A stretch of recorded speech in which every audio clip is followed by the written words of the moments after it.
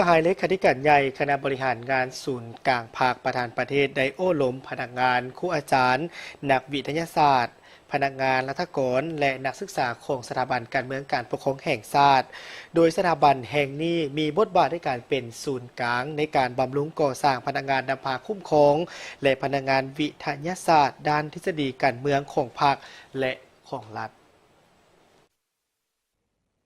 ในวันที่ 18 สิงหาคม 2026 สหายทองรุ่นศรีสุริตเลขาธิการใหญ่คณะบริหารงานศูนย์กลางพรรคประธานประเทศได้โอ้ล้มพนักงานครูอาจารย์นักวิทยาศาสตร์และนักศึกษาสถาบันการเมืองและการปกครองแห่งชาติ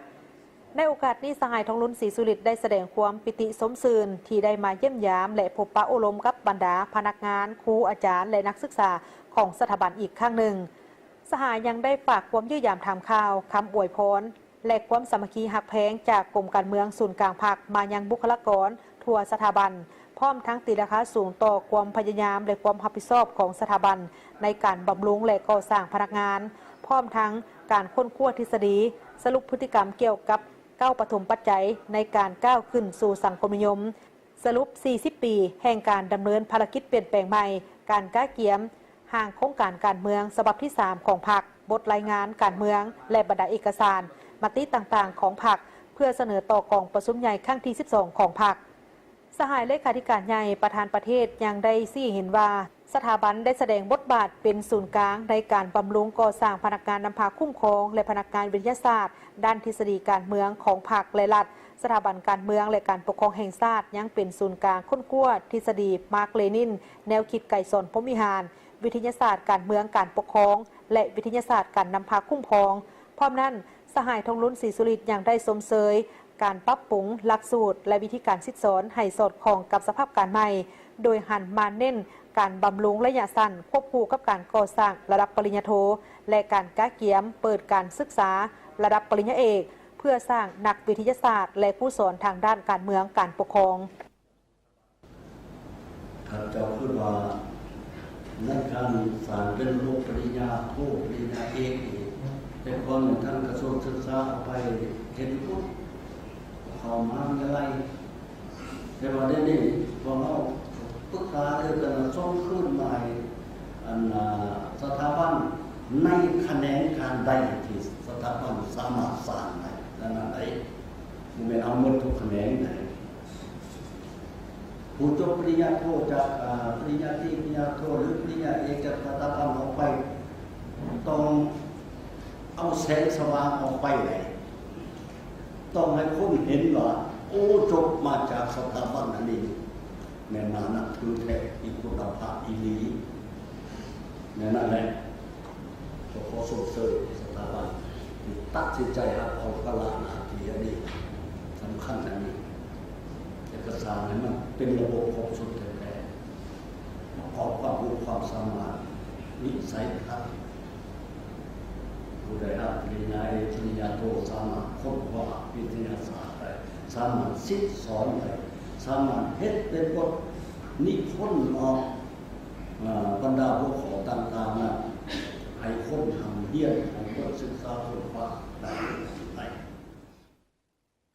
สำหรับทิศทางในต่อหน้าสหายทองรุ่นศรีสุริตได้เสนอให้สถาบันเอาใจใส่ค้นคว้าทฤษฎีให้เสื่อมสารกับพฤติกรรมตัวจริงสรุปทางบทเรียนที่ดีและข้ออ่อนข้อผิดพลาดบกพร่องเพื่อสนองข้อมูลให้แก่ศูนย์กลางพรรคนำไปปรับปรุงแนวทางและนโยบายให้นักแน่นทันกับสภาพการเอาใจใส่บำรุงสร้างพนักงานทางด้านทฤษฎีการเมืองให้พนักงานทุกระดับเรียนรู้ลัทธิมาร์กเลนินกำแน่นแนวทางนโยบายของพรรคระเบียบกฎหมายของรัฐและเข้าใจลึกซึ้งแนวคิดไก่สนพรหมวิหารเพื่อนำไปพันขยายแนวทางของพรรคเข้าสู่ชีวิตตัวจริงเปลี่ยนอยู่ว่าผู้มาฟังผู้มาเรียนนะกับผู้อาจารย์นะต้องรวมกันค้นคว้าความเป็นจริงของแต่ละเรื่องของแต่ละอันนั้นมาสนทนากันให้ฟังรู้ซึ่งกันและกันได้โดยเฉพาะสถาบันการเมืองการปกครองซ้ายสอนผู้ใหญ่สอนผู้ใดเฮ็ดเบียดมาแล้วสอนผู้มีบทเรียนอยู่ในพฤติกรรมตัวจริงมาแล้วดีพอดีตัดปัญหานี่คือสนทนากันปรึกษาเรื่องกันให้ออกความคิดข อย่างเอาบทคิดประดิษฐ์สารของเขาจะมาศึกษาเบิ่งดีรีบทสายจะทำเฮียนได้พฤติกรรมตัวจริงของนำบทสายแล้วนะสถาบันคนรวมกับสภาทฤษฎีคุณการมาดำเนินการค้นคว้าทฤษฎีและพฤติกรรมให้แก้พรรคเป็นระบบเขียนออกมาเพื่อจำหน่ายเพื่อให้คนไปศึกษาค้นคว้าเพื่อให้เป็นขั้นสารของพรรคแล้วนำมาเป็นทฤษฎีเป็นแนวทางปฏิบัติในการบริหารรัฐในการว่านบรรดาทิศนั่งของพรรคในจุดต่อของการค้นคว้าวิทยาศาสตร์รัฐศาสตร์เป็นเรื่องจำเป็นที่สุดทุกวันพอสามารถจุดนิ่งแต่ก็ให้ขาดบางขาดตอนเพราะว่าสภาพการความยาวตรงกันมันเปลี่ยนไปเรื่อยๆเอาค้นคว้าอันนี้เห็นว่าโอ้อันนี้พอได้แล้วอีกพอได้เรื่องมันเปลี่ยนใหม่อีกแล้วตัวท้ายต้องนั่งใหม่ทั้งในการค้นคว้าอันนี้เพื่อสวยสูตรกลางค้นคว้าเห็นสิ่งใหม่ไม่ออกมาสร้างให้ได้มุมมองทางด้านทฤษฎีที่มีวิทยาศาสตร์และนำใส่ดีที่วิทยาทางวิทยาศาสตร์เข้าในการค้นคว้าต้องได้ปุ๊บปืนตื่นหายที่สุดเพื่อตอบโจทย์ว่าเราเคยบอกเรื่องทางวิทยาปฏิวัติก็มีขบวนการปฏิวัติแต่ปัจจุบันเนี่ยเอาอันนั้นใส่ตัวนั้นได้ดูเนาะเรียกว่าขบวนการปฏิวัติพวกเขาได้สำเร็จนาทีภาคเขาได้สำเร็จนาทีไปส่วนใหญ่เนี่ยปัจจุบันนี่ต้องหาคำตอบว่าหาพวกที่ทฤษฎีที่ถูกต้องว่ามีหลักมูลที่ก้าวหน้าทันสมัยก็จะมีการพัฒนาที่ก้าวหน้า